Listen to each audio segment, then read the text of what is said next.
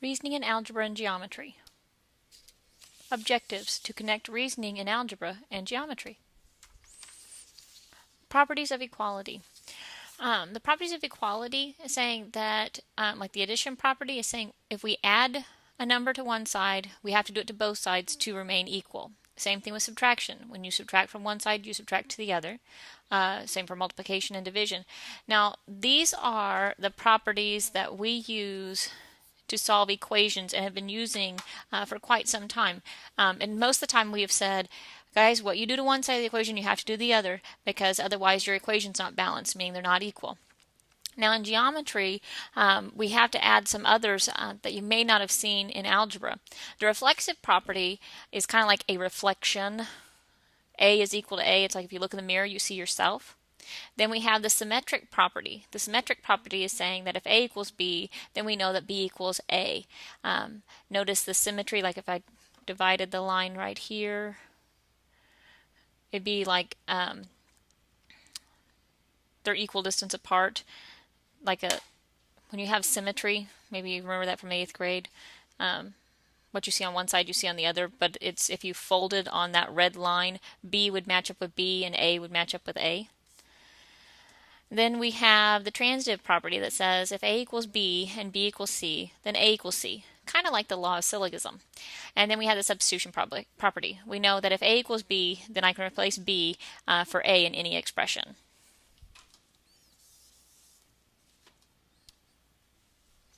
Distributive property. Now we know the distributive property means that if we have A times a quantity, B plus C, we can distribute A to everything inside the parentheses. That gives us AB plus AC. Same thing if we're subtracting.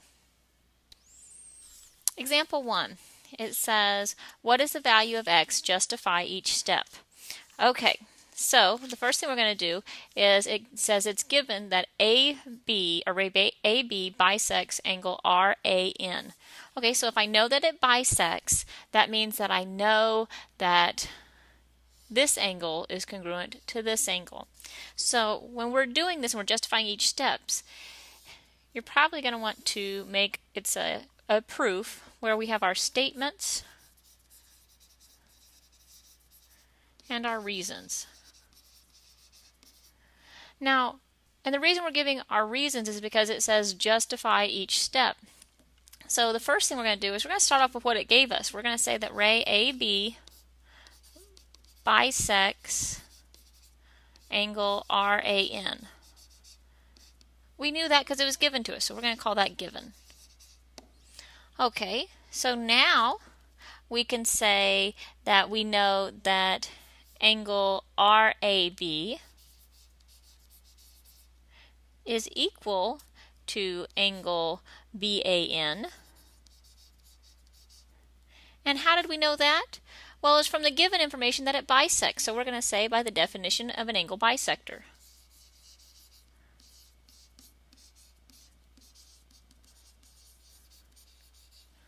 Okay. Now that we know that they're equal to each other, we're going to replace the angle RAB with x equals 2x minus 75, and that's by substitution. And you can't just write sub because that could mean subtraction, so you have to at least do something where I realize that you're saying substitution versus subtraction. Okay, now we're wanting to solve for x. So when I want to solve for x, I need to get the x all by itself, so I'm going to subtract 2x from both sides. And I end up with, and a lot of times in proofs, they're not going to show this part right here. They will just drop down and say, okay, now I have negative x equals negative 75. And because we were subtracting 2x from both sides, this is the subtraction property of equality. Okay, then, and that's an understood one. Then we're going to say that x is equal to 75 because we divide both sides by negative 1, or we could multiply both sides by negative 1. And so we're going to say, now let me caution you, if in the Math Excel it gives you another line between my 4 and 5, that addresses that it's negative 1x equals negative 75, then they're saying that you're multiplying negative 1 times x equals the negative 75. That's when you know that they're going to say they've done this by division property. Now, could you multiply both sides by negative 1 and get the same answer? Yes, and I would take the multiplication property as well if you're writing a proof out by hand. I just want to caution you for the Math Excel.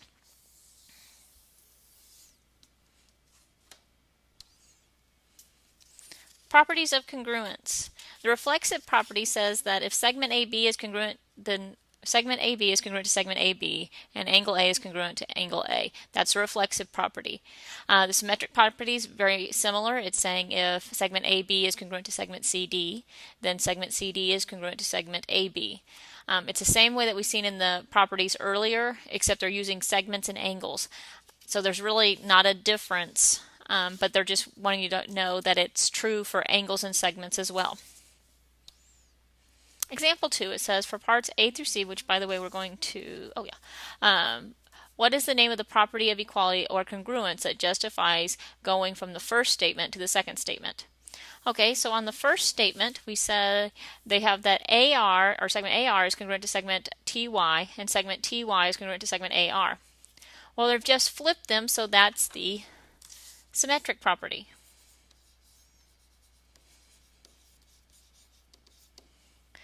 Then the next one, it has 3 times the quantity x plus 5 is equal to 9, and then they've said that 3x equals 15. Notice how they've distributed the 3, so this would be the distributive property.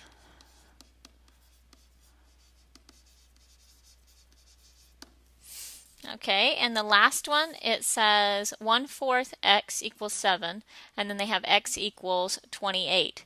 Now this one could be one of two answers. If you say that it's the division property,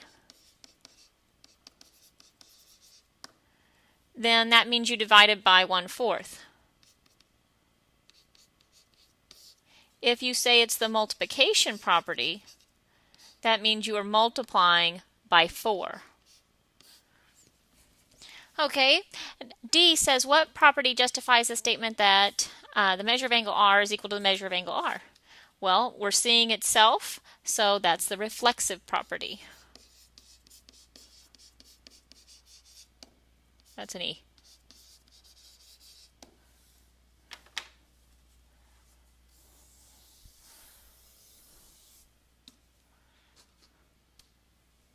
Proofs. A proof is a convincing argument that uses deductive reasoning. A proof logically shows why a conjecture is true.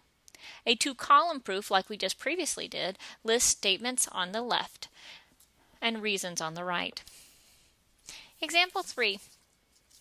It says, now we're not going to do this part, so you can put a line right through it. This way I know you were listening. It says, write a two-column proof given that AB is congruent to CD, and they want us to prove that AC is congruent to BD. Okay, so we're going to make our statements and reasons.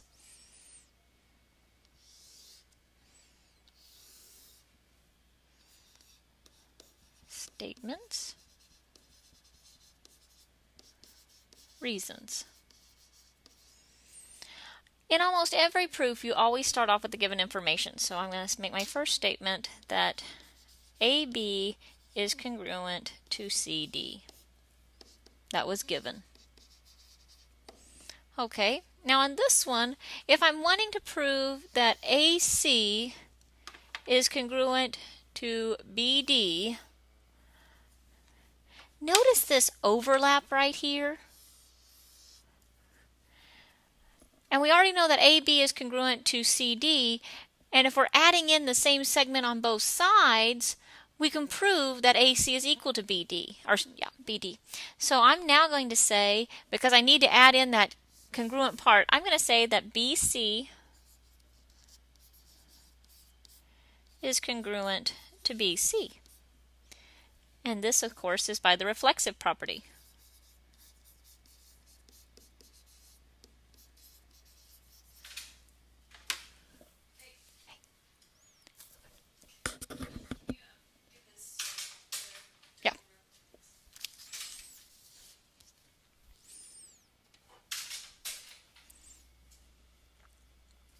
Okay, and now that we know that BC is congruent to BC, we can start using segment addition to say that I know that AC is equal to AB plus BC, and I know that BD is equal to CD plus BC. And this is the segment addition postulate that allows me to say that. So I'm going to say segment addition.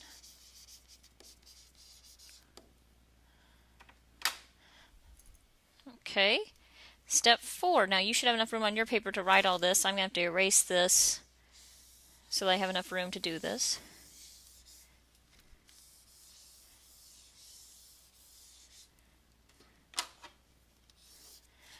Okay, now we already said that AC was equal to AB plus BC and BD was equal to CD plus BC.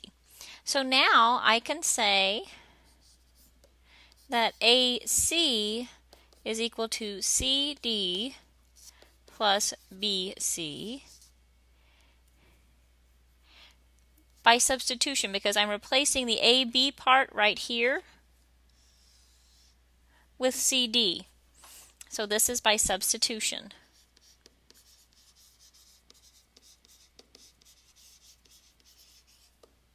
Okay, and now when I've substituted that in, then I can say that AC is equal to BD.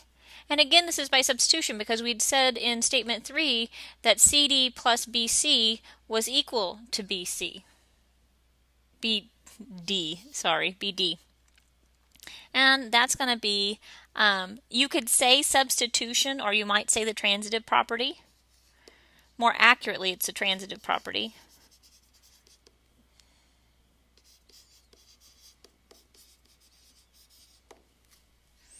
And then, because now that we know that they're equal, then we can say that AC is congruent, because that's what we wanted to prove, BD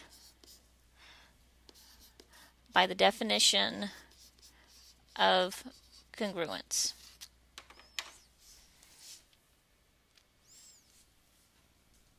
Now guys, first, you're going to get better at this as we go along. You're going to get more practice with it.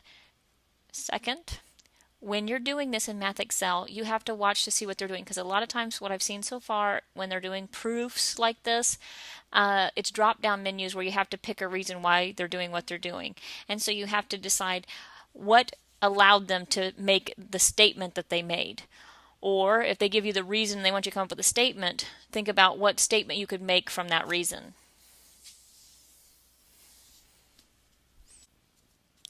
Lesson check. You need to practice these 4 problems before you come to class, and then we'll go over them together as a class. Now notice on number 4, developing a proof, they're just wanting you to do fill in the blank for the reasons right here of why they're able to say these statements right here.